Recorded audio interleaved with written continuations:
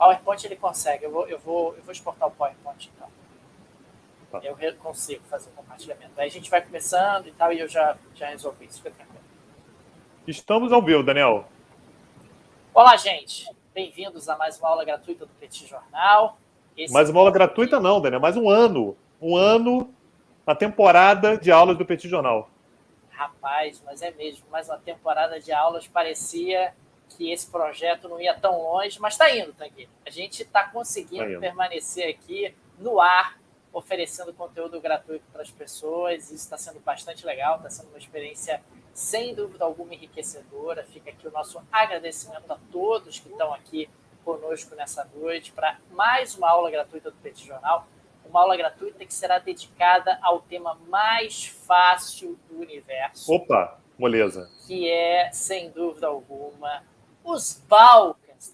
Os Balcãs, que é uma península, no final das contas, né? É a península que acaba tendo uma importância e uma centralidade para a política internacional e até para a economia por conta da sua posição geográfica, ali meio na transição entre o Oriente e o Ocidente, consequentemente, historicamente, disputa de muitos impérios no passado.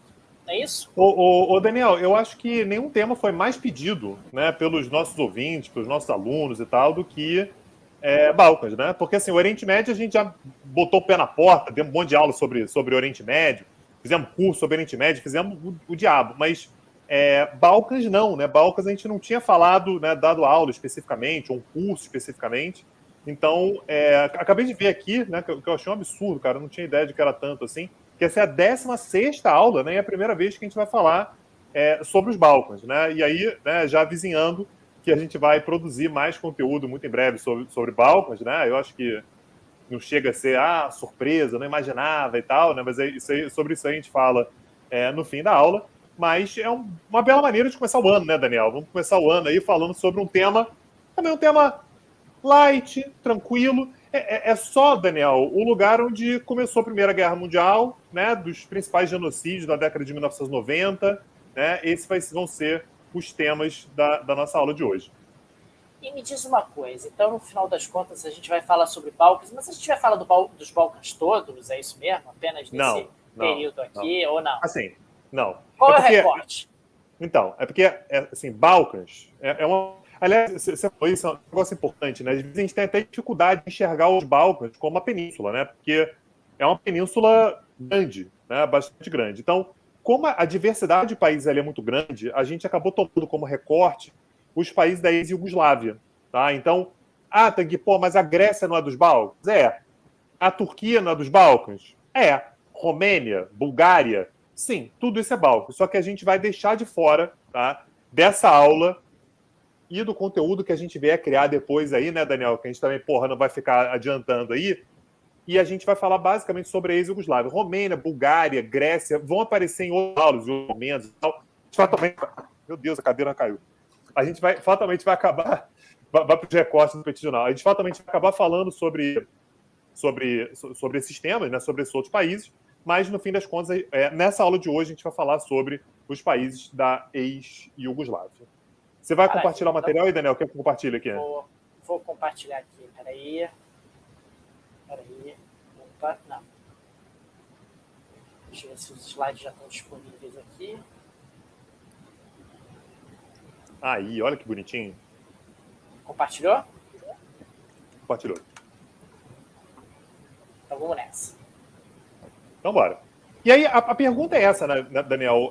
Os Balcãs ainda são barril de pólvora da Europa, e a pergunta ela é pertinente, tem que ser feita, porque a gente está falando sobre uma região, e aí, assim, enquanto eu estive preparando essa aula, Daniel, tem uma frase do Hobsbawm, né, um historiador britânico, que ficava na minha cabeça o tempo todo, né? Os Balcãs, né, particularmente, mais especificamente Sarajevo, né, ele está falando sobre a capital da Bósnia ali, mas eu acho que simboliza os Balcãs como um todo, são a cidade onde começou e terminou o século XX.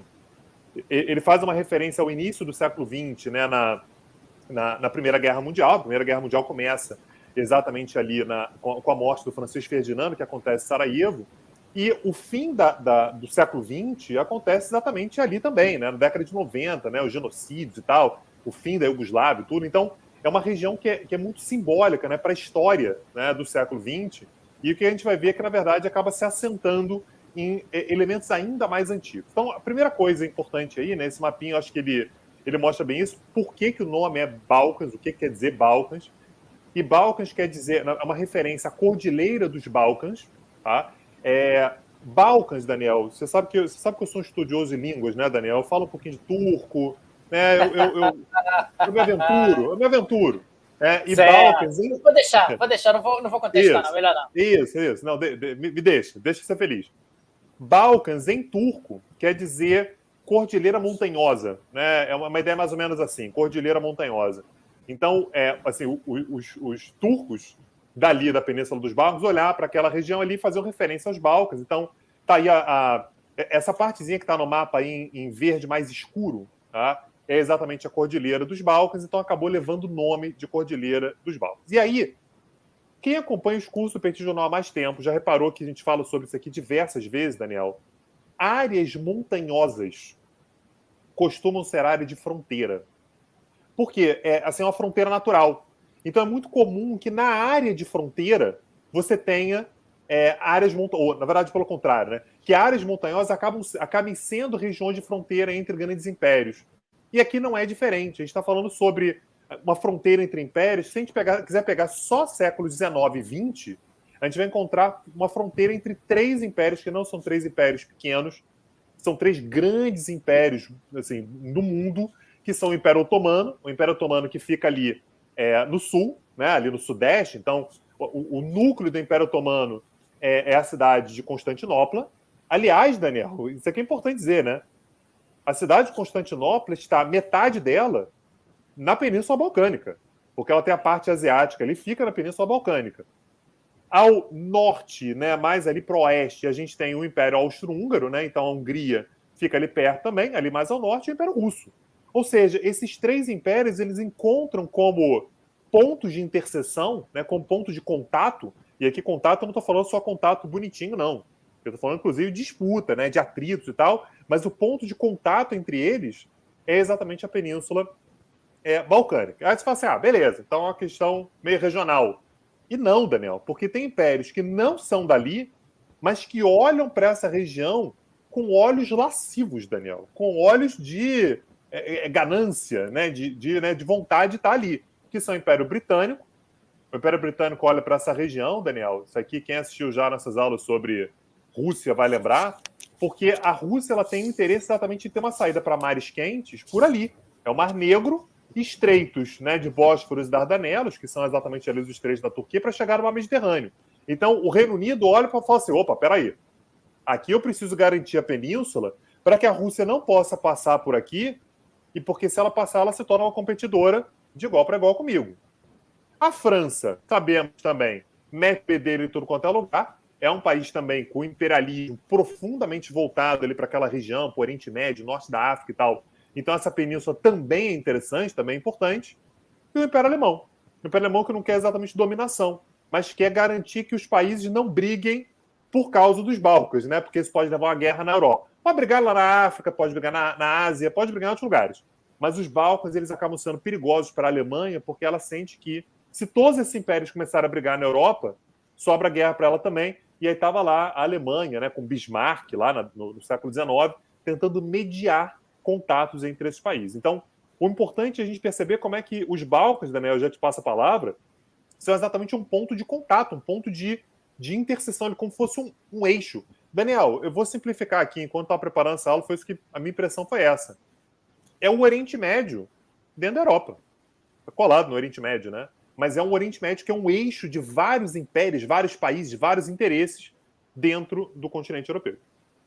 Não por acaso, os Balcãs estão muito próximos do Oriente Médio e, consequentemente, acabam tendo características semelhantes, como as duas regiões são regiões onde você coloca em contato dois mundos, muitos impérios passaram por ali.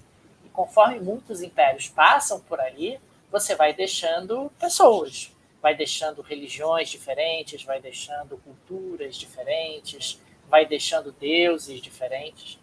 E isso faz com que a região balcânica, que é uma região relativamente pequena do ponto de vista geográfico, seja uma região que comporta uma grande quantidade de etnias diferentes. e também de religiões diferentes. Quer dizer, você está falando de uma região balcânica onde há uma presença relevante da religião muçulmana, principalmente na Bósnia, e isso é uma herança direta da ocupação otomana durante séculos. A gente está falando de uma região balcânica onde há uma relevante presença de cristãos católicos, notadamente na Eslovênia e na Croácia. E aí, se você pensar no mapa Eslovênia e Croácia, você já está chegando na Península Itálica, então você já era mais próximo do Papa, você já tinha ali um relacionamento, uma ligação política e militar muito mais próxima nesse sentido. E você tem a religião cristã ortodoxa, em grande medida, influência em algum grau até da Rússia, da presença russa naquela região, da influência russa, não apenas da Rússia, mas também do Império Bizantino, até anteriormente à própria Rússia, mas que faz com que a Rússia também se sinta efetivamente protetora dos cristãos ortodoxos que estão naquela região. Então, acho que quando a gente contextualiza, a gente vê que é um quadro, no mínimo, um pouco confuso, porque é uma região de transição de Oriente para o Ocidente, consequentemente, você vai ter uma quantidade de presenças absolutamente diversa, justamente por conta dessa transição, está passando gente de um lado para o outro, e quando está passando gente de um lado para o outro, algumas pessoas naturalmente se assentam ali, e como tem muita gente diferente passando por ali, você vai ter muita gente diferente nessa região de transição. Você tem etnias diferentes, religiões diferentes, influências de vizinhos poderosos diferentes. Quer dizer, eu acho que não dá para começar a falar sobre a região balcânica se não olhar dessa forma. E, mais do que isso, a região balcânica, e isso é um condicionante também muito importante, ela não é exatamente uma região rica. Nunca foi, do ponto de vista econômico. Você tem ali a presença da Grécia, ok, mas aí eu estou fazendo o recorte que nós vamos considerar hoje, ou seja, da antiga Iugoslávia. Na sua essência, não é uma região historicamente tão rica do ponto de vista econômico. Isso também acaba sendo um elemento curioso, porque quando você não é tão rico do ponto de vista econômico, a chance de você ser dominado por estrangeiros é maior. Né? Historicamente, você acaba tendo ali sucessivas dominações acontecendo naquela região, o que torna todo esse quadro um pouco mais confuso. Isso aí. E aí, assim, geopoliticamente, né, isso que a gente vinha falando no slide anterior. Então, aí o mapa, né, a gente vai para o mapa um pouco mais voltado para os países, a gente vê como é que é uma península que está numa posição absolutamente central, né? Então começa lá na Eslovênia, na Croácia, lá no nordeste dos Balcãs. Você tem na região norte ali, sobre os quais a gente não vai falar hoje, né? Então Moldávia, Romênia e Bulgária já descendo ali. E você tem Turquia, Grécia e Albânia. Tudo que está no miolo ali a gente vai abordar, né? E daqui a pouquinho vai ficar claro por que essa vai ser a nossa escolha.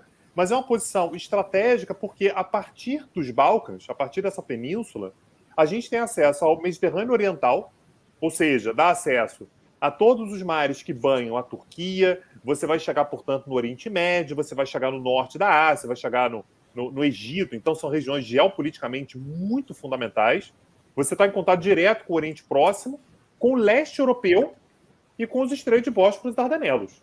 Tá? Não sei se o Daniel consegue marcar aí onde é que estão os estreitos ali, mas não vai conseguir. Tá? Mas exatamente aquele pontinho onde está escrito Turkey, onde está escrito nome Turquia. Ali é o Estreito de Bósforos, e um pouquinho mais abaixo ali você tem o Estreito de Dardanelos. Então, é uma região que dialoga, que tem contato com muitas áreas diferentes, e como o Daniel vinha falando, acaba se perfazendo como mosaico étnico e religioso. Mais uma vez, Daniel, isso aqui é um ponto fundamental.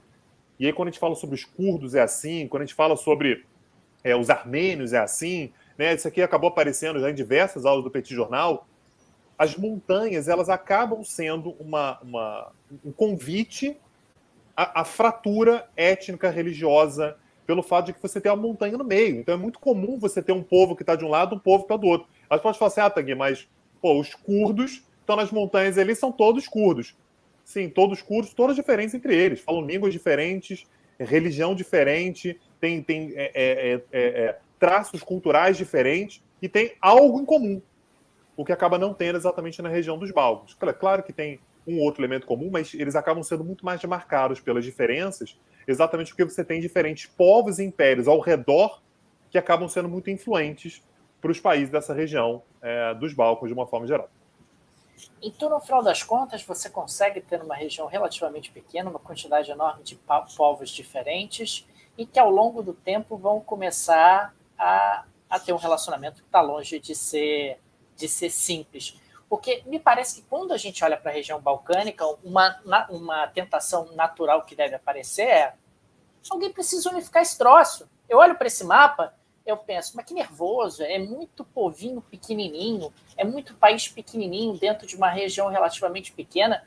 Pô, se eu tiver um pouco mais de força, eu vou unir esse troço. Eu vou dizer, eu sou o povo que vai unificar a região balcânica, ou pelo menos a maior parte da Península Balcânica.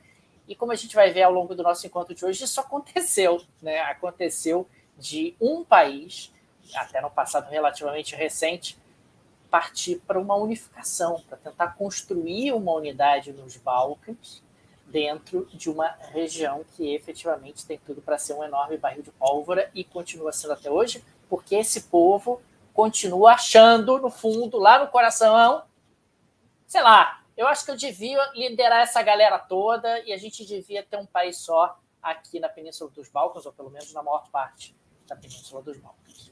O Daniel, mas é porque todo mundo tentou fazer isso, né? Todo mundo tentou unificar. Né? A unificação dos Balcãs assim, é um plano da Rússia, do Império Otomano, é um plano da Hungria. Todo mundo foi lá e tentou botar a mão.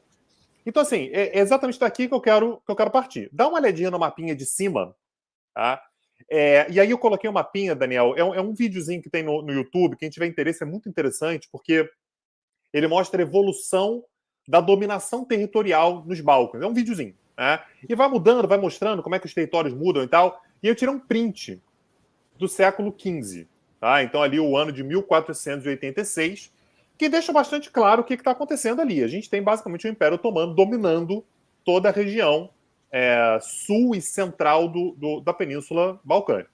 Você tem a Hungria ali em cima, então dá uma olhada no mapinha, né? Tudo tem verde ali, portanto, verde escuro. É o Império Otomano. Tudo que tá. Que cor é aquela ali, Daniel? O Daniel é péssimo com cor. Tudo que tá em marrom, sei lá, acho que é marrom aquilo. É a Hungria. Tá? Então há uma disputa ali, né? Você tem ali uma busca por dominação territorial, mas o Império Otomano ele tá lá. E o Império Otomano ele vai dominar os Balcãs por muito tempo. Tá? O Império Otomano ele vai ter uma presença extremamente longeva na região. Só que o século XIX, diga, Daniel. Lembrando apenas que antes do Império Otomano você teve uma presença bizantina muito forte ali, que vai levar, inclusive, ao surgimento de um segmento bastante representativo de cristãos ortodoxos que tinham justamente em Constantinopla a sua Roma, reflexo da cisão do Império Romano, né, em Império Romano do Oriente e do Ocidente. Você tem ali, dentro de um contexto de decadência do Império Bizantino, a substituição da hegemonia do Império Bizantino pelo Império Otomano, e o Império Otomano acaba sendo naturalmente um império em choque com nações cristãs que estavam mais ao norte. Né? Quando você pega ali a Valáquia é o coração do que hoje é a Romênia. Né? O príncipe da Valáquia era o Vlad, o Empalador, né? Que é conhecido como Conde Drácula, que acabou se tornando conhecido na mitologia como Conde Drácula. Então você tem ali uma tensão muito significativa entre esses muçulmanos ao sul e os impérios cristãos ao norte. Lembrando que mais para frente o Império Russo vai se tornar, digamos assim, mais poderoso do que os demais, e ele, Império Russo, é que vai vir descendo para tentar, inclusive, alcançar Constantinopla, que já virou Istambul, dentro de uma expansão onde o Império Russo olha para os Balcãs e pensa, historicamente, essa região é cristã ortodoxa. Quem é que defende os cristãos ortodoxos? Eu, mãe Rússia. Então, eu tenho direito sobre a Península Balcânica. Ainda mais quando Daniel, a Rússia... Drácula era ortodoxo, cara? O Drácula, não sei se ele era ortodoxo, mas ele era cristão com certeza. Acredito que não, porque os romenos eram católicos, né? Ah, tá. Acredito que não. Mas o Drácula era ali da Valáquia, o Tanguy, o príncipe da Valáquia. Vlad II era o nome dele, na realidade. Maravilha. Quer dizer, maravilha. A gente está falando sobre uma região tão bizarra que até vampiro tem, né? Mas no século XIX, isso aqui também não é surpresa para quem faz os cursos aqui, né, Daniel? O Império Otomano ele vai passar por um processo de decadência muito acentuado. É uma decadência, na verdade, longa, mas constante. Então, a partir ali de 1820, mais ou menos, o Império Otomano ele vai viver crises inacreditáveis, vai passar por reforma, e aí vai começar a ser conhecido, inclusive na Europa, como o doente da Europa, né? O homem doente da Europa. Essa decadência ela vai vir ao mesmo tempo, ela vai vir casada com a ascensão do nacionalismo na Europa Ocidental. Então, enquanto está tendo as revoluções todas na França, revoluções enfim, na Europa Ocidental como um todo, você teve a ascensão dos nacionalismos, né? Você tem movimentos nacionalistas na Itália, nacionalismo germânico, você vai ter... Nacionalismo português tem, Daniel? Não deve ter, não precisa, porque Portugal já era uma nação desde o século XII. Aí não precisa ter nacionalismo. Porque já é uma nação, entendeu? Então, ninguém precisa gostar de Portugal. Não é isso. O nacionalismo é algo que emerge para tentar formar uma nação. Portugal já era uma nação, é a primeira nação unificada da Europa e tal. Então não havia essa necessidade. Tem ali um movimento nacionalista, de valorização nacional e tal, mas é um nacionalismo diferente, não tem essa concepção, queremos um Estado independente. Entendi. Nós já somos um Estado independente desde Afonso Henriques, então não precisa disso. Já está muito à frente, entendi. Muito à frente. Mas, enfim, então, a exceção de Portugal, que obviamente não é um país único na história, né, a gente vai ter a ascensão de uma série de nacionalismos, né? Vai ser a moda da época, né, Daniel? O zeitgeist da época, né? A ideia da época, de uma forma geral, vai ser exatamente do nacionalismo na Europa Ocidental, e isso vai acabar trazendo uma influência grande para os Balcãs também. E aí uma galera que vai começar a se animar com isso vão ser exatamente os sérvios, Daniel. E aí, como isso vai aparecer na aula de hoje, né, e nos nossos próximos encontros? Porque a gente vai ter, entre 1804 e 1813, a primeira revolta sérvia. Ou seja, os sérvios vão começar a buscar a sua própria autonomia. Lembrando, a Sérvia pertencia a quem? Já foi dominação otomana, já foi dominação húngara, você já teve a busca... Aliás, se você reparar, no mapinha de baixo aí, que está ali 1882, você vai ver que o Império Otomano ele já está bem menorzinho, ele já está bem mais jogado ali para o sul, e já apareceu uma Sérvia ali, não sei se dá para ver, Daniel, tem uma Sérvia ali em rosa, estão vendo?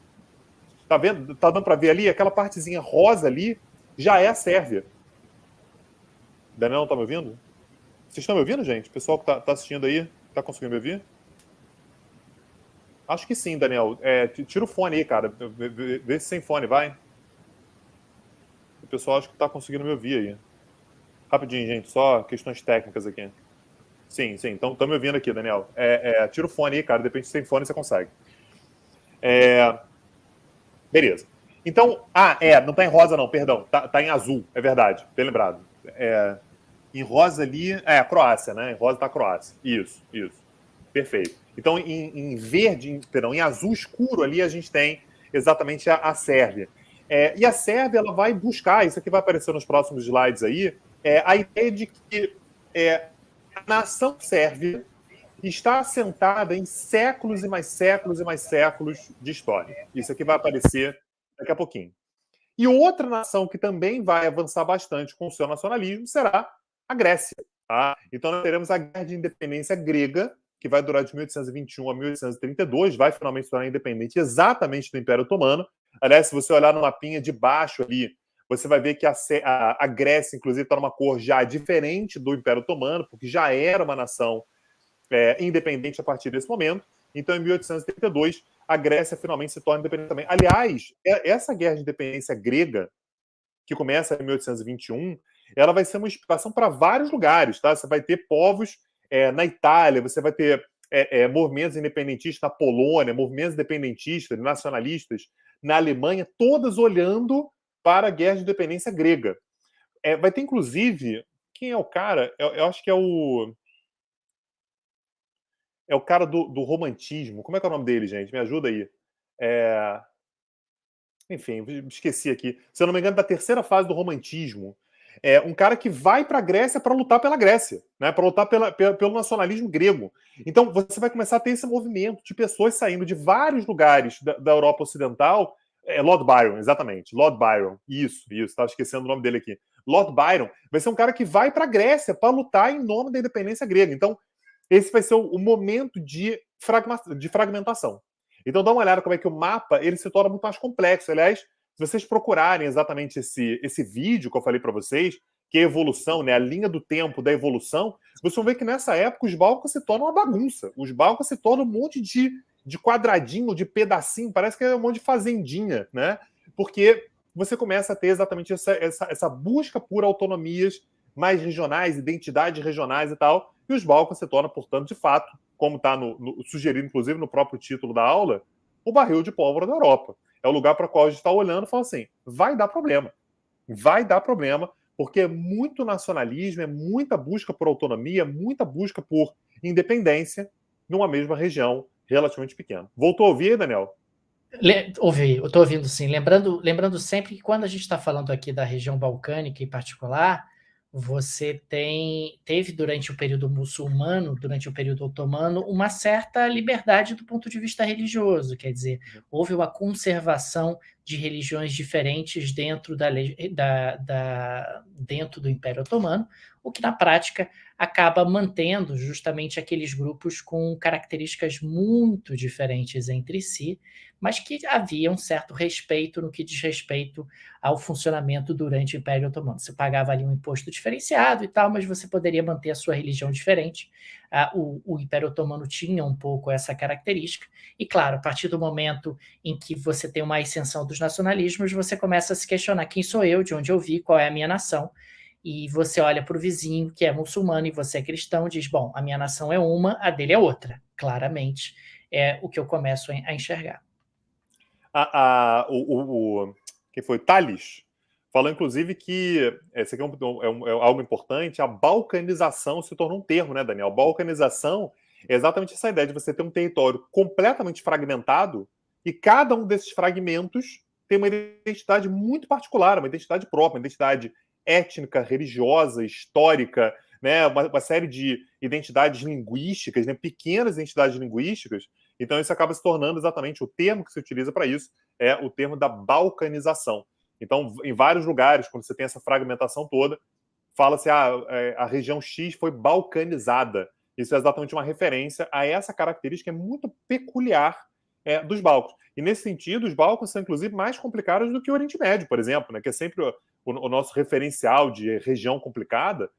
Os Balcãs são piores, tá? Porque no Oriente Médio, mal ou bem, você tem países que têm muitos atritos entre si, mas são países relativamente grandes. Então você tem uma Síria, né? Você tem um Iraque, você tem uma Arábia Saudita, e aí as regiões mais complicadas são exatamente aquelas que são mais fragmentadas, como o Líbano. Dá para a gente comparar, portanto, né, os Balcãs ao Líbano. Tá? E aí dá para entender exatamente a complexidade dos Balcãs de uma forma geral. Segue em frente aí. A derrota... Essa história é maravilhosa, né? Quer dizer, é uma batalha, vamos por partes, né? Que é absolutamente mitológica na história da Sérvia, que é a Batalha do Kosovo, como está colocado ali, que aconteceu no dia 28 de junho de 1389, e é uma batalha que os sérvios perderam, mas comemoram como se tivessem vencido, né? Não, eles comemoram como se tivesse perdido mesmo. Mas eles dizem, a gente perdeu, mas a gente perdeu unido. Esse é o ponto deles. Mas essa é uma comemoração como se você tivesse vencido, cara. Esse é o ponto. Você comemora como se você tivesse vencido aquela batalha que seria justamente a batalha símbolo da identidade nacional sérvia e, consequentemente, esta batalha que aconteceu no ano de 1389 acaba se tornando justamente uma batalha que torna o Kosovo um solo sagrado para os sérvios, mesmo que no Kosovo não tenha mais sérvios, eventualmente. Não interessa.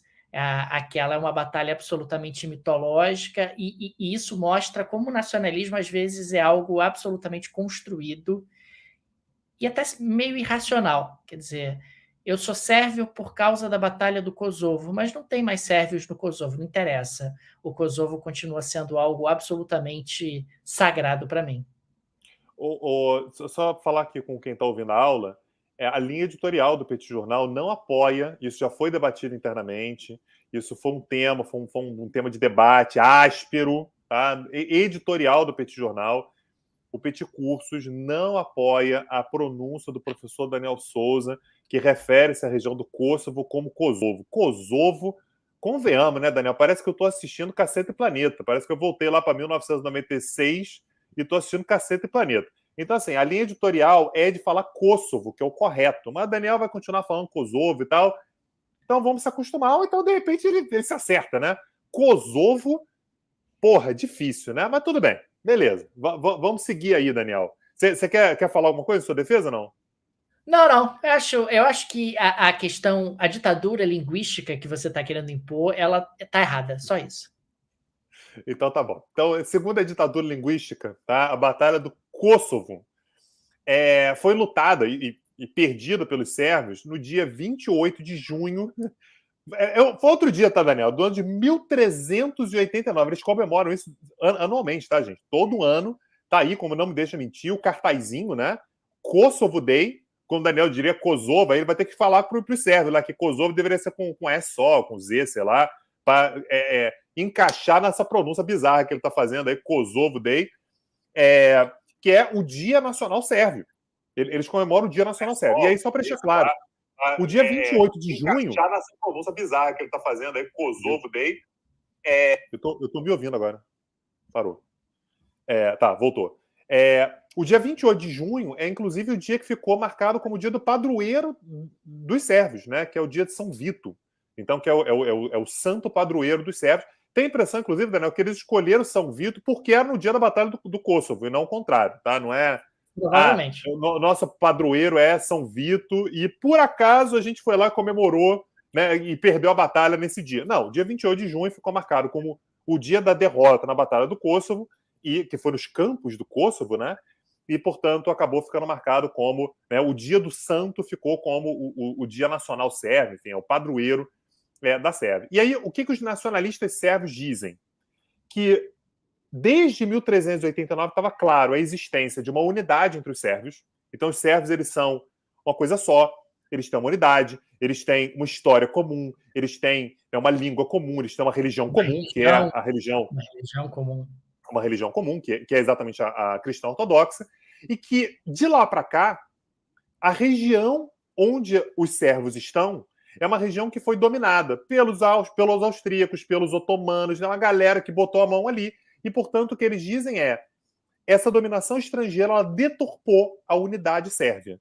E, portanto, o que eles querem? Já vou te dar a palavra, Daniel. Eles querem a reconstrução daquilo que eles chamam de Grande Sérvia. O que significa isso, Daniel? Vamos colocar legenda aqui só para ficar bastante claro. O que significa a reconstrução da Grande Sérvia? Para eles, para os nacionalistas sérvios, não é de hoje, desde o século XIX, eles estão falando da mesma coisa, com um disco arranhado. Onde há sérvios, é a Sérvia. Mas tem 10 sérvios e tem 200 croatas em volta. Não interessa. Ali deveria ser a Sérvia. E eles simplificam dizendo, se ficar ruim de entender, é o seguinte, é eslavo, é sérvio. Quer ir além? Falou a língua estoquiana, o idioma estoquiano, é sérvio. E aí os croatas vão falar assim, peraí. Eu sou croata e eu falo estocaviano. Aí o que o sérvio fala assim, tá vendo? Você é da Sérvia. Você é parte da Sérvia. Mas a Sérvia é isso aqui tudo. A Sérvia, portanto, ela vai muito além de apenas o território de um país. A Sérvia, para os nacionalistas sérvios, e não é de hoje, tem mais de 200 anos que eles estão nessa, é onde há sérvios, ou onde há pessoas que falam o idioma utilizado pelos sérvios originais lá de trás, é tudo uma grande Sérvia. Mas aí o argumento dos sérvios, nesse sentido, é um argumento que acaba sendo muito sedutor, é que o idioma original é deles. A religião original é deles também na região. Então, vocês são distorções da essência dessa região aqui. A língua de vocês foi um desmembramento da língua sérvia. Nós aqui todos éramos originalmente cristãos ortodoxos por causa do Império Bizantino. Os croatas é que se converteram ao catolicismo porque acharam que estavam muito perto de Roma. Os bósnios se converteram ao islamismo por conta da presença muçulmana, por conta da presença otomana. Nós não. Nós nos mantivemos fiéis à nossa essência, à essência dessa região. A essência dessa região é uma essência sérvia.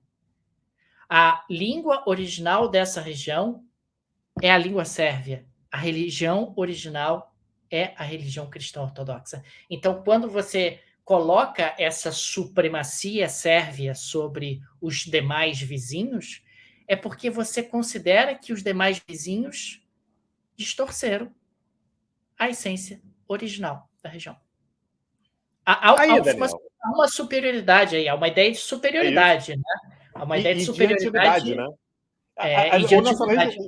O nacionalismo passa muito por isso, né? Mas eu estava antes, né? E aí é como se fosse uma brincadeira, né? Quem tiver chegado primeiro é que tem direito a tudo, né? A Sérvia, ela se coloca mais ou menos nessa posição. Nós somos herdeiros disso aqui há mais tempo. O que eles viram na cara dos croatas e falam o seguinte: ô croata, você perdeu alguma guerra aqui no ano de 1389 antes? Aí os croatas falam assim: porra, não, então vai embora, porque aqui é meu.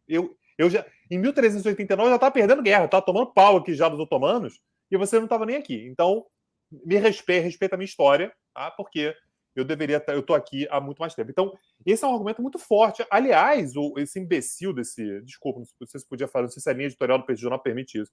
Esse idiota desse Djokovic, né? O Djokovic, né? Que foi lá na Austrália, aquele papelão, não tomou vacina, não podia entrar e tal, está intimamente ligado a movimentos nacionalistas sérvios, tá?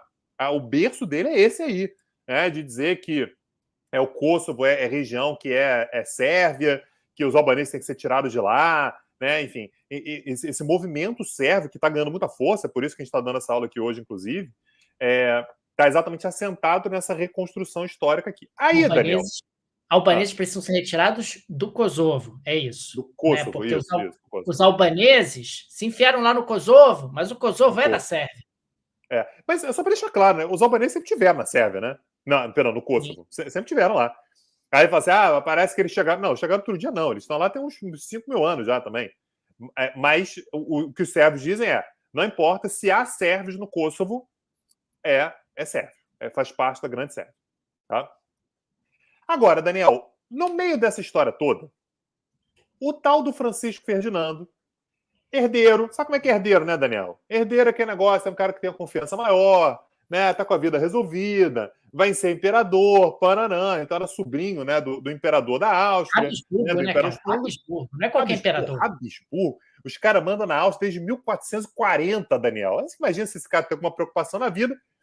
Ele tinha um casamento ali com a dona Sofia, que não era bem aceito em Viena.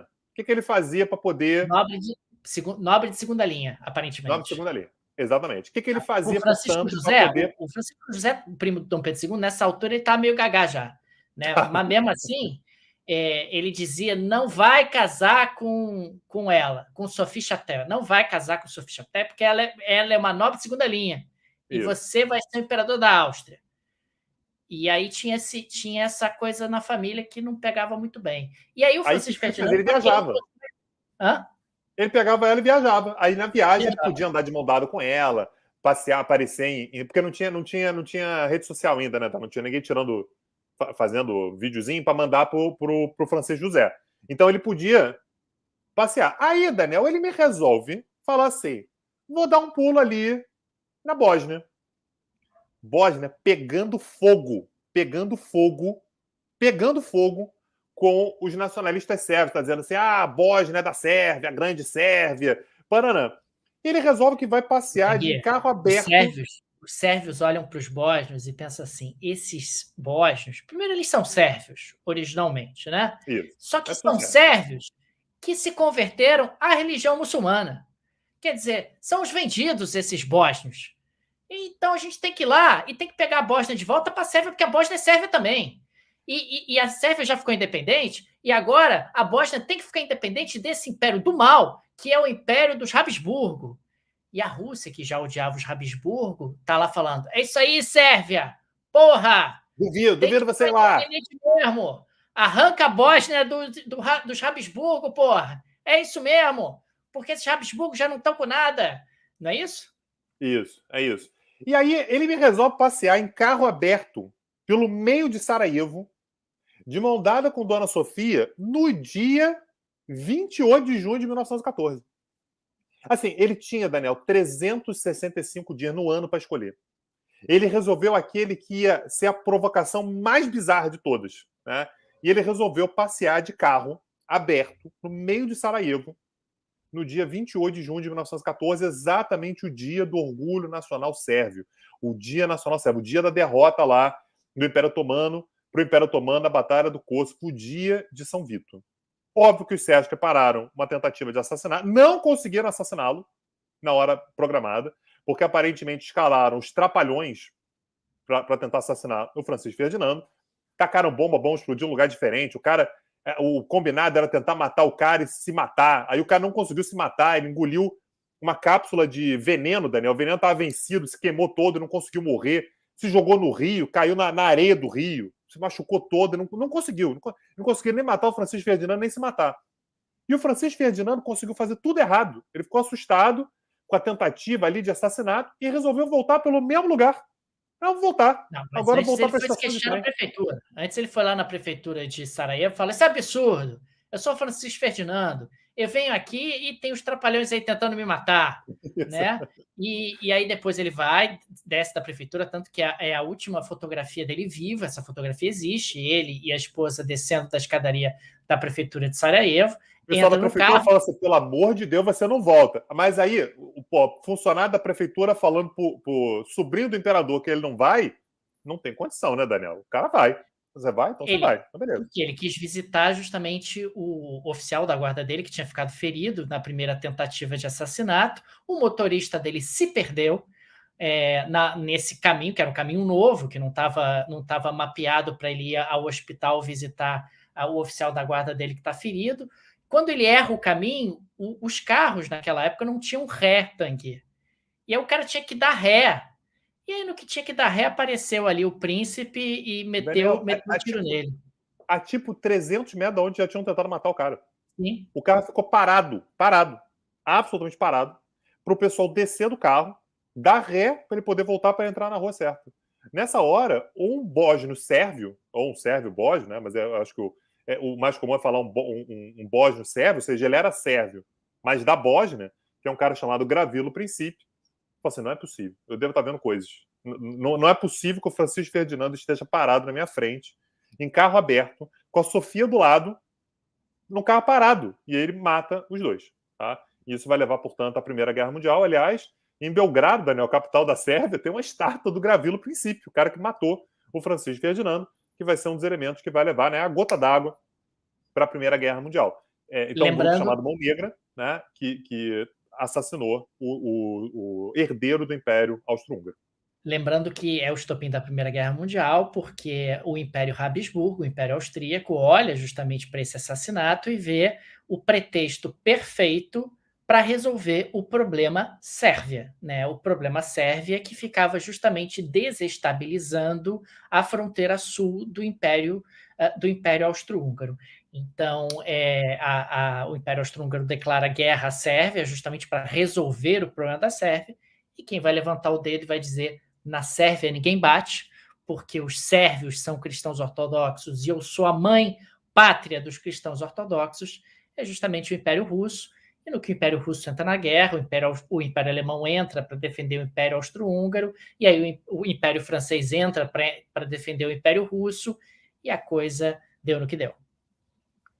Então, só para a gente entender como é que essa região é uma região que não é simples desde sempre. Assim. A gente pega o século XX inteiro, né, é um tabuleiro dos mais importantes. E aí, seguindo, né, a gente vai começar a ver em que momento que vão começar a tentar construir uma certa unidade.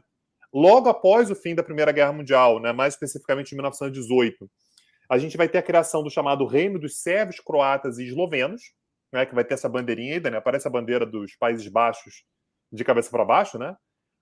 Reino dos Sérvios, Croatas e Eslovenos, que vai se tornar, no ano de 1929, vai mudar de nome, que vai se tornar o Reino da Iugoslávia, né? Ou seja, o Reino dos Eslavos do Sul. Os eslavos do Norte são a Rússia, os eslavos do Sul são exatamente os iugoslavos, então que vão ter uma certa unidade. E aí, você tinha diferentes interesses, né? O interesse sérvio de falar assim, vamos fazer aqui um país em torno da Sérvia e a gente vai mandar em todo mundo. E do outro lado você tem, por exemplo, croatas e eslovenos, bósnios, enfim, de outras minorias, imaginando que se você tem um país que envolva todo mundo, no fim das contas você consegue diminuir um pouco a sanha dos sérvios de dominação dos demais. A gente faz aqui como se fosse um federalismo e tal, uma república, né, com poder dividido, e a gente consegue controlar esses caras. Agora, quem manda de fato na Iugoslávia, né, nesse reino da Iugoslávia, ou antes, né, desde antes, reino dos sérvios, croatas e eslovenos, é a família real sérvia, né, a família Karađorđević, e os sérvios, é isso que eu falei, né? Então os sérvios esperam ampliar sua influência e os demais grupos esperam um modelo mais federal que seja capaz, portanto, de diluir um pouco o poder do país. Mas esse aqui é o nosso marco territorial, né, para essa nossa aula de hoje, que é tudo isso que foi da Iugoslávia. Repare que isso aqui é muito parecido com o que vai ser a Iugoslávia depois da Segunda Guerra Mundial. Então, em 1941, o eixo invade a Iugoslávia, tá? Inclusive, uma parte dos iugoslavos, né, que são parte com muitos croatas, vão se associar ao eixo e vão formar uma milícia chamada Ustaše. Tá? A Ustaše vai ser dos croatas. Desliga aí, filho. Que vai ser dos croatas, que vai se associar exatamente ao eixo, aliás, promovendo algum nível de genocídio que vai ser, inclusive, uma inspiração para os nazistas depois. Tá? Quem quiser, assim, não sei quem tem estômago para isso, tá, Daniel? O pessoal que quiser saber de crueldade, momentos de guerra que são chocantes, dá uma olhada no que foi a Ustaše.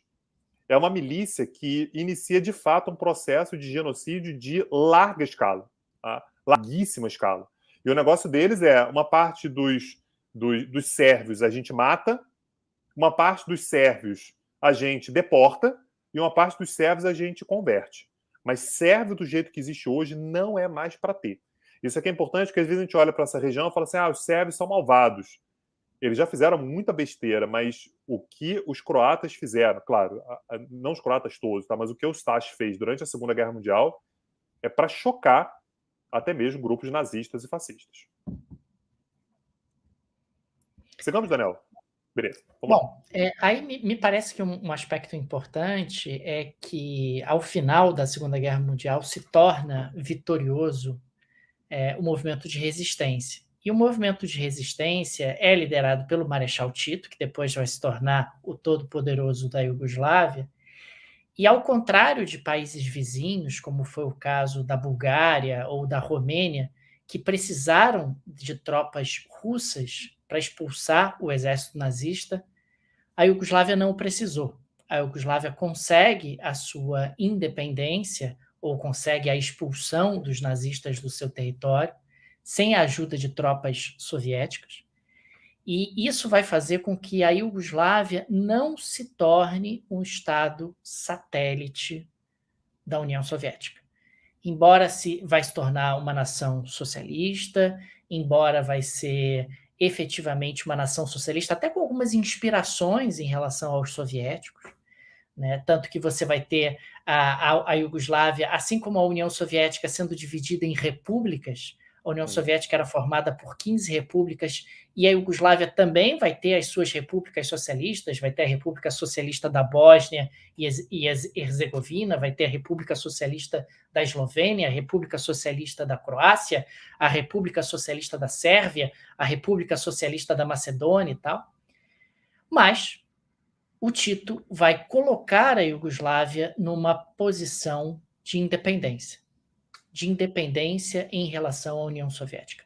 Embora o Tito fosse socialista, embora o Tito tenha vivido na União Soviética, ele, desde o início, vai ter como norte a colocação da Iugoslávia numa posição de independência, e ele vai ter um estremecimento muito forte em relação ao Stalin por conta disso. E o Tito, nas décadas subsequentes, inclusive, ele tenta manter diálogo com nações ocidentais, com nações capitalistas, ele tenta se manter realmente, embora como uma nação socialista, ele tenta se manter uma nação socialista um pouco diferente daquelas nações que estavam ali dentro da esfera soviética, nações como é o caso da Polônia, da República Tchecoslovaca, da Hungria e da Romênia. Então, enfim, pegando tudo que o Daniel falou, né? O Tito, então, depois da Segunda Guerra Mundial, ele é um partisã, tá, gente? Partisã acabou sendo um termo que ficou conhecido por causa da música lá do Bella Ciao, né? O partigiano. Partisã são sempre grupos meio guerrilheiros, né? De caráter comunista. Tá? Então, eles dão porrada dos nazis durante a Segunda Guerra Mundial, vencem os eixos nos Balcãs, como o Daniel falou, sem a ajuda da União Soviética, e cria, portanto, a República Socialista Federativa da Iugoslávia. Só deixando claro, o Tito era croata. O Tito não era sérvio. O Tito era croata. Mas ele vai tentar manter um equilíbrio entre as etnias. Essa frase dele, aliás, é bastante conhecida, né? 6 repúblicas, são as 6 que o Daniel falou. 5 etnias, então você só tira a Bósnia, né? Os bósnios não são uma etnia, eles são sérvios. Perdão, são eslavos. Sérvios não, são eslavos. Então tem 6 repúblicas, 5 etnias, né? Então são as 6 menos a Bósnia, que também tem eslavos, 4 línguas, 3 religiões, que são muçulmanos, católicos e cristãos ortodoxos, 2 alfabetos, né, o latino e o cirílico, e um partido, né, então um partido único, que é o Partido Socialista. E mantém o equilíbrio. Então, isso aqui é muito interessante, Daniel, porque o Tito ele vai conseguir manter, assim, muito habilidoso politicamente, né, ele vai conseguir fazer com que as nações não entrem em atrito. Então, assim, a maior parte da população é sérvia? Mas, por exemplo, qualquer concurso público que tenha, qualquer emprego, qualquer iniciativa que tenha, você tem sempre cotas. Então, você vai ter sérvios lá? Vai ter. Mas vai ter macedônio, vai ter esloveno, vai ter croata, você vai ter bósnio, você vai ter que ter muçulmanos, você vai ter que ter católicos, cristãos ortodoxos. Então, existe um êxito dele em fazer com que todo mundo se sinta representado. Isso aqui é um trabalho impressionante que ele faz, porque ele está à frente da Iugoslávia de 1945 até 1980. A chance aqui dar problema, até a morte dele, a chance aqui dar problema no meio do caminho é enorme. E ele vai conseguir manter, portanto, uma notável harmonia, talvez seja um pouco poliana de dizer, não é exatamente harmonia, mas equilíbrio. O termo é esse mesmo, equilíbrio. Ele vai conseguir fazer com que todo mundo se sinta representado, todo mundo tem seu espaço, todo mundo tem seu lugar, de modo que o nacionalismo sérvio e outros nacionalistas que possam ter na região acaba não crescendo para se impor sobre os demais. Em termos de política externa, ele vai ser um dos grandes líderes do movimento dos não alinhados, que vai ter como grande representante, né, a Índia, o próprio Brasil chegou a ter uma participação bastante importante, né, diversas nações africanas e tal, e a Iugoslávia também. Então, só deixando claro, ele é socialista, mas ele não considera que faça parte do bloco comunista liderado pela União Soviética. A questão é que ele morre no ano de 1980, e a Iugoslávia, portanto, ela vai se ver no momento que e agora? Quem é que vai tomar conta da quitanda? Quem é que vai manter esse equilíbrio aqui que o Tito manteve ao longo de todos esses anos, né? Como é que vai ser daqui para frente? E aí está dada a semente exatamente para a reascensão do nacionalismo mais consolidado, né, que existe por aí, que é exatamente o nacionalismo sérvio, tá? Como a gente vai ver daqui a pouquinho. Óbvio que quando o Tito morre, os sérvios vão ocupar os espaços de poder. E isso vai se dar, Daniel, por meio de uma retomada do discurso do nacionalismo sérvio. Não é que ele tenha deixado de existir. Estava lá. Mas ele estava enfraquecido. Os próprios sérvios falam assim, deixa pra lá, pô, a Sérvia está aí. A capital da Iugoslávia é Belgrado, né, que é a capital da Sérvia. A gente tem maioria da população, então assim, a gente está bem. A gente é uma nação unificada, é uma nação só. E há uma certa percepção da Sérvia. Poxa, tá bom. E há uma percepção de que a grandeza iugoslava acaba sendo uma grandeza sérvia também. Né? E esse é um feito do Tito. Tá? O Tito consegue fazer isso. A questão é que, como o tempo vai passando, e assim, já não tem mais o Tito, você começa a ter um equilíbrio de poder que está cada vez mais capenga. E os sérvios começam a ocupar espaço de poder. Então começa... E um outro elemento gravíssimo. Na década de 80, a Iugoslávia, assim como os países do leste, assim como o país em desenvolvimento como o Brasil, vai viver uma gravíssima crise econômica. E essa gravíssima crise econômica faz com que a situação política, que não era exatamente a mais estável do mundo com a morte do Tito, se torne ainda mais instável. Dentro de um contexto de crise a Iugoslávia tinha uma dívida externa gigantesca e essa dívida externa vai se tornar impagável na década de 80, vai fazer com que o país precise passar por arroxo, vai fazer com que o país precise implementar uma série de medidas de austeridade que estavam longe de ser populares. Isso faz com que a situação fique ainda mais delicada e que, claro, um pendor mais autoritário por parte dos sérvios seja reafirmado. Eu acho até bastante impressionante que a Iugoslávia tenha se mantido de pé durante quase 10 anos depois da morte do Tito. Já é algo impressionante, mesmo com crise econômica, mesmo com a ascensão do nacionalismo sérvio, mesmo com todos esses elementos, você acaba tendo uma Iugoslávia que, bem ou mal, se mantém de pé. E se mantém de pé, em grande medida, por conta da memória da época do Tito. Olha que legal que a gente construiu, a Iugoslávia é um país bacana, puxa vida, a gente está passando aqui por um processo de dificuldade, mas esse processo de dificuldade vai passar. Então, há efetivamente um elemento de percepção de que o custo de saída era muito alto. E se o custo de saída era muito alto, o que acabou acontecendo na prática é que nós temos aí um ambiente onde a Iugoslávia vai permanecer por mais algum tempo. E aí, Daniel, em cima exatamente dessa crise econômica que você falou, esse cara que está na tela aí, é um cara chamado Slobodan Milosevic, o nome dele está na tela aí, para quem quiser, só procurar aí a segunda bolinha cinza clara aí, Slobodan Milosevic. Era um cara sem brilho nenhum, tá, Daniel? Assim, era considerado um cara sem carisma, um orador pobre, sem muitos recursos e tal, mas, assim, maquiavélico, absolutamente maquiavélico, e ele percebe que esse momento de crise, esse momento de instabilidade é um momento de fazer com que a Sérvia ela ganhe de fato força. Ele se torna, portanto, o presidente da República Sérvia, da República Socialista da Sérvia, e ele vai começar a ocupar mais espaço de poder. Como é que as decisões são tomadas na Iugoslávia? Para qualquer decisão, há 8 votos. Tá? Como é que são divididos esses 8 votos? Nós temos 6 repúblicas socialistas da Iugoslávia. Sérvia, Montenegro. Sérvia e Montenegro normalmente votam juntas, tá? Existe uma proximidade bastante grande. Aliás, quem acompanha temas internacionais há mais tempo, lembra que o país, durante muito tempo, se tornou Sérvia e Montenegro, depois acabou separando também, mas são Sérvia, Montenegro, Croácia, Eslovênia, Bósnia e Macedônia. 6 votos. E há mais 2 votos para províncias da Sérvia. Ou seja, são províncias da Sérvia, mas votam separadamente, que são o Kosovo e Voivodina. Mais uma vez, você tem a Sérvia, colado na Sérvia você tem Voivodina de um lado, você tem Kosovo do outro. São províncias da Sérvia, mas votam separadamente, de modo a gente ter 8 votos. O que o Milosevic vai fazer no ano de 1989? Ele retira a autonomia das províncias. Ou seja, basicamente o que vai acontecer a partir de agora é que a Sérvia vai passar a votar em nome do Kosovo e de Voivodina. Considerando que a Sérvia já tem um voto e que Montenegro vota sempre junto com a Sérvia, na hora que você agrega Kosovo e Voivodina, o presidente da Sérvia ele passa a ter, na prática, 4 votos, um total de 8. Ou seja, ele já tem metade dos votos.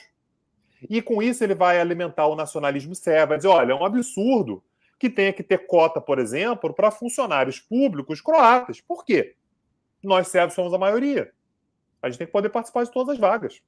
A gente tem que poder participar de todas as licitações. A gente tem que poder participar de todo, por exemplo, o exército iugoslavo tem que ter mais sérvio mesmo. A gente não é a maioria. Por que tem que estar dividido? Que mimimi é esse? Por que tem que dividir? Vai começar a alimentar nacionalismo econômico. E aí, o que é importante a gente lembrar é os sérvios estão nos Balcãs todos. Você tem um país que é a Sérvia, mas há minorias sérvias no Kosovo, há minorias sérvias na Croácia, há minorias sérvias expressivas, tá? Na Bósnia. E quando o Milosevic volta a falar sobre esse nacionalismo sérvio, basicamente o que ele está dizendo é você, que é um sérvio que mora na Bósnia, você está em risco. E quem é que é capaz de te salvar? Sou eu. Eu, como presidente da Sérvia, sou capaz de te salvar do seu vizinho que é croata. Esse cara que é croata, ele quer tomar suas posses, ele quer tomar seus bens, ele quer que você divida a vaga da universidade que é para o seu filho com o filho dele. Por que tem que dividir? Por que isso aqui não pode ser tudo Sérvia? Já que nós somos o povo mais antigo aqui da região, os donos da língua, como o Daniel falou, os donos da religião. Por que a gente tem que dividir? E o clima de animosidade vai levar, portanto, exatamente à guerra civil iugoslava, que vai durar de 1991 até o ano de 2001. Mas antes disso, a gente ainda tem ali do ladinho as revoluções de 1989, que fazem com que Bulgária, Romênia, Tchecoslováquia, Polônia e etc. se separem do Bloco do Leste, se tornem efetivamente nações independentes. Em 1991, a gente vai ter o colapso da própria União Soviética, e é dentro desse contexto que nações como a Croácia, como a Eslovênia, vão olhar para o contexto regional, nações que estão se separando e que estão buscando a sua autonomia e a sua independência, e vão virar para a Iugoslávia e vão dizer: Iugoslávia foi um prazer, adorei fazer parte da Iugoslávia, eu vou embora. Tá? Foi ótimo fazer parte da Iugoslávia, mas eu quero ficar independente. A Croácia vai declarar sua independência, a Eslovênia vai declarar sua independência, a Macedônia vai declarar sua independência. E a guerra, se dá para sintetizar por que começa a guerra civil iugoslava, é porque a Sérvia não aceita a independência desses caras. A Sérvia não aceita que a Iugoslávia acabe. Né? O Milosevic, num certo sentido, ele percebe, caramba, era ruim, talvez, eu queria mais espaço para os sérvios, mas pelo menos eu tinha Iugoslávia. Agora nem Iugoslávia eu tenho mais. Porque ele ainda deu esse azar, né? Porque ele resolve aumentar a carga do nacionalismo dentro de um contexto onde na região tem um monte de gente se separando. Tem um monte de gente buscando o seu próprio caminho. É natural que países como a Croácia e como a Eslovênia e como a Bósnia e como a Macedônia olhem para isso e dizem: olha, tudo bem, Milosevic, você quer botar sérvios nas universidades, você quer botar sérvios no exército? Tá boa. Fica com o teu exército aí, cara. Fica com as tuas universidades que eu vou seguir o meu caminho. Entendeu? A Iugoslávia foi muito legal, foi um prazerzaço, mas acabou. Eu não sou sérvio mesmo, não tenho a tua religião, não falo a tua língua, não tenho nada a ver com você. Você é um escroque que está querendo impor uma hegemonia sérvia que nunca aconteceu na Iugoslávia, na época do Tito. Aí agora que o mundo se abriu, agora que o muro de Berlim caiu, você vem com essa de que vai botar banca em cima da gente? Numa boa. Vamos votar aqui no parlamento, aí vai ter uma votação no parlamento croata, vai ter uma votação no parlamento esloveno, porque havia uns parlamentos nas específicas repúblicas iugoslavas. Assim como na União Soviética também, né? Assim como na União Soviética, e aí você vai votar uma moção de independência. Queremos nos separar da Iugoslávia, e claro que essas moções de independência são aprovadas. A guerra civil, depois, claro que ela acaba virando outra coisa, e a gente pode explorar um pouco mais à frente, mas ela começa fundamentalmente pelo fato da Sérvia não aceitar a separação da Iugoslávia. Não aceito. Eu durante séculos quis construir a grande Sérvia. Eu durante séculos quis mostrar efetivamente que eu tinha uma predominância nessa região. Com todos os problemas, consegui construir isso com a Iugoslávia. E agora vocês estão dizendo que vocês vão embora? Não vão coisa nenhuma. Porque isso aqui é Balcãs. O Balcãs é da Sérvia, essa região. Como assim vocês vão embora? Não vão embora, não. Vão ficar aí. E aí, Daniel, o Carlos está fazendo um comentário aqui que é exatamente o caminho da coisa, né? Que é, quando a Eslovênia fala isso, é uma coisa. A Eslovênia agora é independente. A Eslovênia não faz fronteira com a Sérvia e tem pouco sérvio na Eslovênia. Não é que deixe de ter, mas tem pouco sérvio. Agora, quando você fala sobre a Croácia, aí você fala assim, a Croácia agora é independente. Você tem uma região dentro da Croácia que é toda Sérvia, que é a Krajina. Esse cara fala assim, peraí, a gente não vai ser independente, não. A gente é parte da Iugoslávia, que inclusive, se perguntar pra gente, a gente é mais sérvio do que Croácia. Uma parte tanto que a guerra de independência da Eslovênia dura uma semana, né? A guerra de independência da Eslovênia dura uma semana e a da Croácia vai durar um tempão. Assim, a guerra de independência da Eslovênia é só para dizer que teve, né? Resistimos, hein? Aí não deu. A Croácia, mas todo mundo está se tornando independente. Você não é todo mundo. Pode ficar. Uma parte enorme da Bósnia é população sérvia, até hoje. A Macedônia e a Sérvia também não dá bola, porque a Macedônia era muito pobre. É mais ao sul ali, né? É mais Grécia do que qualquer outra coisa. Mas quando a gente fala, por exemplo, sobre a Bósnia, a gente fala assim: a maior parte da população bósnia é muçulmana. É verdade, mas aí é aquele negócio dos números, né, Daniela? 51% da população bósnia é muçulmana. 51%. Ou seja, a quantidade de cristão ortodoxo que você tem, a quantidade de sérvio que você tem na Bósnia é enorme. E esses caras vão se levantar contra a independência, contra a própria Bósnia. Vão fechar com Milosevic e, portanto, isso vai dar uma das guerras mais importantes dessa parte final, né, do pós-Guerra Fria, né, dessa parte final do século XX. Aliás, de lá para cá também é uma das guerras mais importantes desde então, que a gente vai ter oportunidade para explorar depois. E aí, Daniel, o que é mais assustador? Eles falam assim, mas isso aqui é livro de história, né? Isso aqui acabou. E não acabou. Segue o próximo slide aí, Daniel. O que a gente vai ver é que isso aqui está extremamente vivo pelo fato de que o atual presidente da Sérvia, que é esse cara aí chamado Aleksandar Vučić, tá ele aí, ó, primeiro recebendo uma medalhinha e embaixo a gente vê quem foi que deu a medalhinha para ele, tá? Você vê que o rapaz bate no ombro dele, Daniel. O Putin bate no ombro do Vučić, que voltou a falar, Daniel, não mais na ideia de uma grande Sérvia, porque grande Sérvia ficou muito marcado, né? Deu a guerra toda, e o Milosevic foi preso, enfim, deu um fuzuê danado, que a gente vai ter oportunidade de falar depois. Então ele não fala em grande Sérvia, mas ele começou a falar em mundo sérvio. E aí, Daniel, pra bom entendedor, pingo é letra, né? Aí eu não falo Petit Jornal, eu falo só Petit, né? Porra, peraí, né? Tem território sérvio na Croácia, tem território sérvio no Kosovo, tem território sérvio na Bósnia. Aí também, né, cara? O cara foi malandro, né? Mas a gente já entendeu onde é que ele quer chegar com isso, né?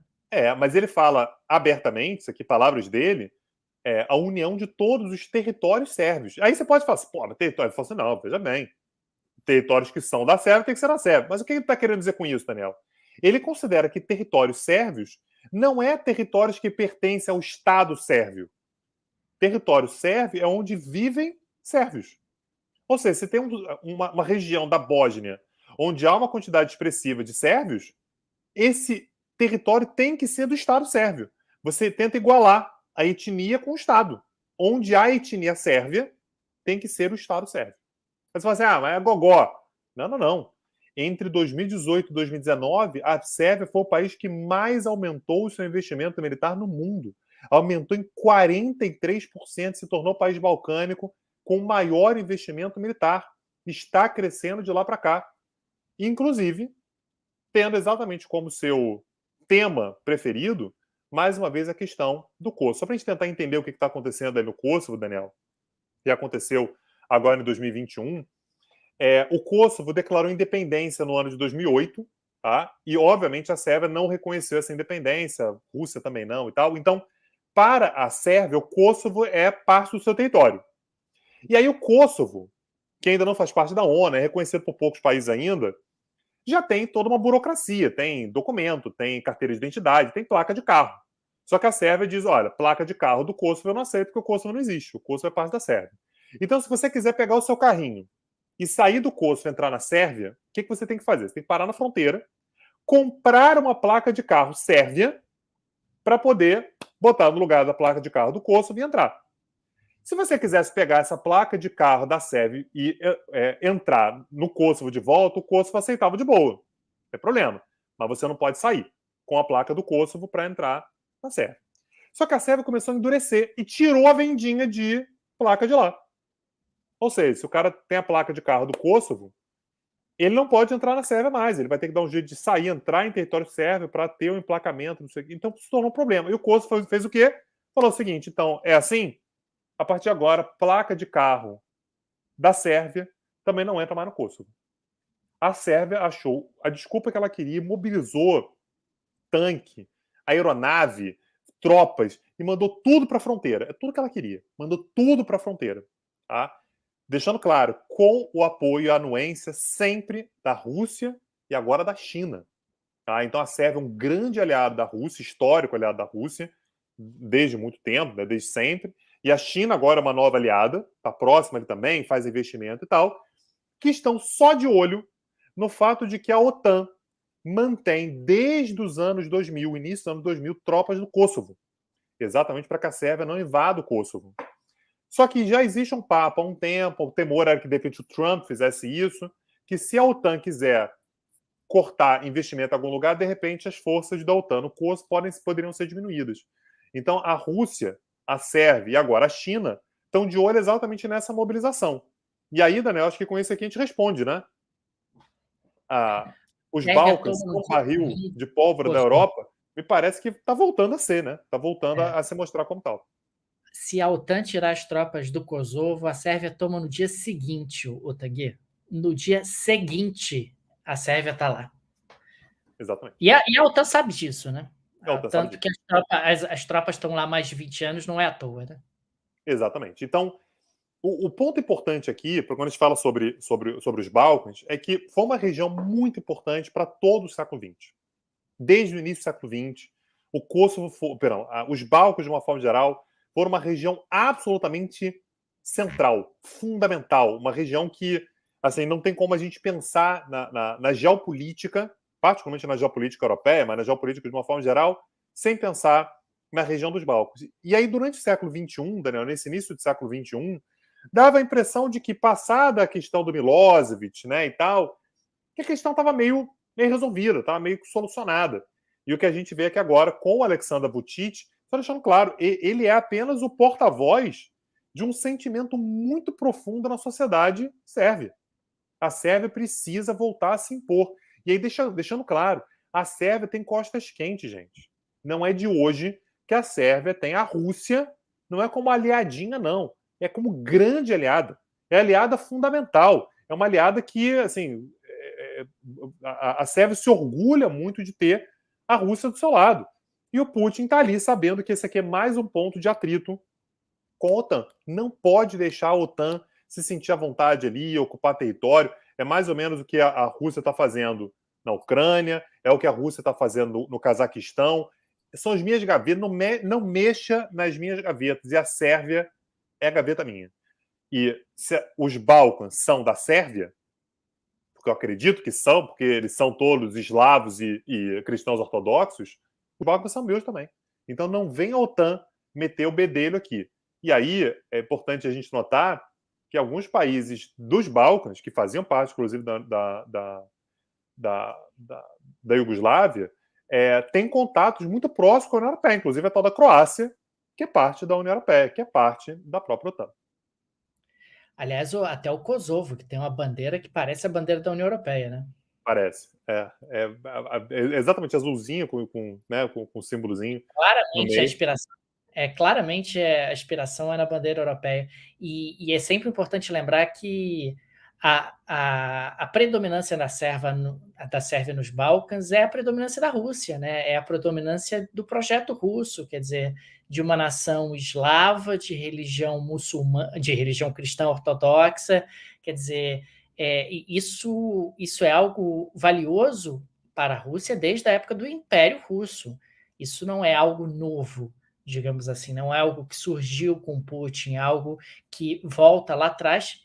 E, claro, o Putin é alguém que valoriza bastante a questão da religião, é um religioso, a gente falou sobre isso no curso sobre Rússia, é alguém que tem uma formação religiosa forte na religião cristã ortodoxa, é alguém que bebe na questão da religião sempre que necessita, e dentro desse projeto, digamos assim, cristão ortodoxo, a Sérvia é um aliado absolutamente natural, e se a Sérvia quer ter uma hegemonia na região balcânica, eu apoio. Perfeito. E, sei lá, né? Acho que a gente tinha que ter mais tempo para falar sobre alguns pontos aqui. Não sei se a gente vai ter isso, assim, um espaço para a gente dar uma circulada maior, falar sobre mais aspectos Balcãs e tal. Quando é que você acha que a gente pode, de repente, fazer isso, Daniel? Que você tem alguma ideia aí de calendário, de agenda? Eu acho que a gente pode começar um novo curso. Eu acho que a gente pode começar um novo curso sobre os Balcãs de ontem e de hoje, né, o início no próximo dia 18 de janeiro, quer dizer, semana que vem. Lá no streaming do Petit Jornal, petitcursos.com.br. Então, o pessoal que agora está sabendo que o Petit Jornal mudou, o Petit Jornal agora segue realmente uma linha de streaming, ou seja, você assina pelo período que você quiser e durante esse período você acaba tendo acesso a toda a biblioteca de cursos do Petit Jornal. E, claro, se você está com a sua assinatura ativa, você vai poder assistir às aulas, não apenas gravadas, mas vai poder assistir às aulas ao vivo também do curso sobre Balkans. Ô, Daniel, dá uma olhada para cima aí. Tá vendo aqui em cima? Ó? Tá vendo que Tem o tem em QR cima? Code, né? Que legal, né, cara? Que maneiro, né? Tá aí na tua cabeça aí, cara. Então, assim, querendo saber como é que se inscreve, tem o link aí no YouTube. Se você estiver assistindo gravado, dá uma olhada no QR Code aí que você encontra lá o acesso direto para entrar no curso. Lembrando, entrou nesse curso aí, Tanguy, mas pô, eu queria fazer um curso sobre Rússia também, que eu acho que casa bem e tal. Entra nesse curso, você tem acesso ao curso de Rússia, os cursos de Oriente Médio, América do Sul, Mercosul, China, Índia, Estados Unidos. O que mais teve de curso? Né? Tecnologia, né? Tecnologia e política internacional, né? E política. Turquia, enfim, então, Alemanha. entrando nesse curso aí, você tem acesso a isso tudo. E o que vai ter nesse curso aí, Daniel? O que você pensou, o que você preparou para a gente? Né? Vou pedir para tirar só a tarja aí, obrigado. O que tem aí, Daniel? Me conta. Olha, a gente vai ter aqui vai ter basicamente uma aula para falar de cada uma das partes que foram exploradas aqui no nosso encontro de hoje. Quer dizer, uma primeira aula que vai ser dedicada exclusivamente à Sérvia, né, que sempre foi o centro, o coração realmente da Iugoslávia e continua com pretensões expansionistas, como a gente pôde ver no nosso encontro de hoje. A Bósnia e Herzegovina vai ser tema da nossa aula de número 2. A Bósnia é muito diferente dos demais, por isso é que a gente vai ter também uma aula específica sobre ela. É a única nação muçulmana, ali de maioria muçulmana, e consequentemente isso chama bastante atenção. Uma terceira aula em que nós vamos falar de Croácia e Eslovênia. Croácia e Eslovênia têm similaridades, são nações cristãs católicas, são vizinhas, têm uma história comum muito, muito interessante em função das suas ligações com a Itália, com a Península Itálica. A Eslovênia, em particular, faz fronteira ali com o Vêneto, né, com o nordeste da Itália. E a última aula... Ambos fazem parte, aliás, da União Europeia e da OTAN, né? Os dois estão lá. Então... Muito bem lembrado. E a aula de número 4, que vai ser dedicada ao Kosovo e à Macedônia do Norte. Macedônia do Norte, que recentemente entrou na OTAN, né? É o último membro da OTAN, entrou no ano de 2020, quando aceitou trocar o nome de Macedônia para Macedônia do Norte, né? Porque o name right de Macedônia é dos gregos, né? Os gregos dizem que o name right é deles. Tá cortadinho aí, tá, gente? Mas começa já na semana que vem, então, dia 18 de janeiro, 25 de janeiro, 1º e 8 de fevereiro, então são as próximas 4 semanas. Então, entra aí, né? Tá aí a tarde aparecendo embaixo, ó, descontaço para quem fizer o plano anual. Não quero fazer o plano anual, quero só mensal, não tem problema. Ao longo desse mês, portanto, você tem acesso a todos os cursos, mas você passa a ter, portanto, acesso também a essas aulas, não apenas aulas que todas as aulas já foram gravadas, mas também a todas essas aulas que a gente vai dar daqui para frente ao vivo. Tá? Então, a partir já da semana que vem, a gente fala sobre Sérvia. É isso, Daniel? Começamos bem o ano?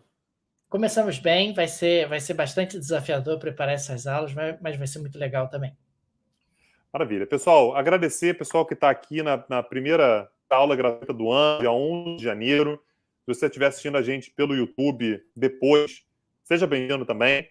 É um prazer enorme a gente ter um público que está com a gente aqui ouvindo a gente falar sobre temas que nos apaixonam. Assim, eu particularmente olho para a região dos Balcãs, né, para esses temas que a gente aborda aqui, e eu fico fascinado.